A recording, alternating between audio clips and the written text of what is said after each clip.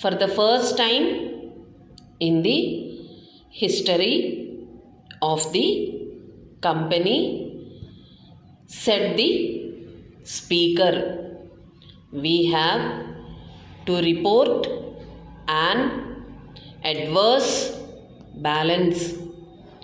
In the first instance, we have had a serious strike at the works, but you will be glad to know that all disputes have been amicably settled. In the next place, we have had some very heavy law expenses with reference to our existing patents,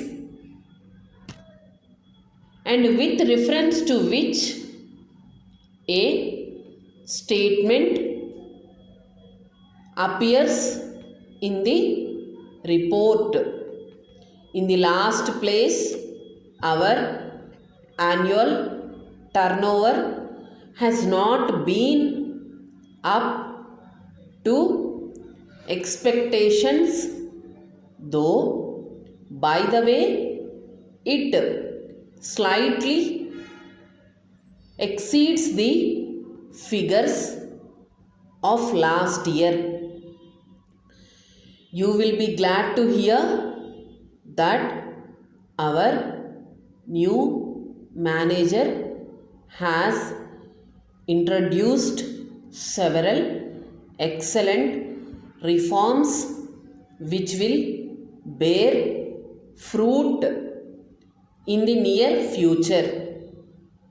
It would be out of place for me in the short space of time at my disposal to try to go fully into the details of the accounts.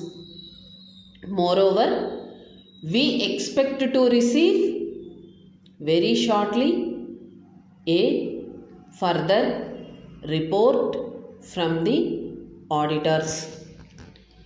Having regard to the present state of affairs, and in consequence of certain criticisms, we think it best under the circumstances to have an independent investigation, and the auditors have been asked to give a frank expression of opinion in reference to the affairs of the company.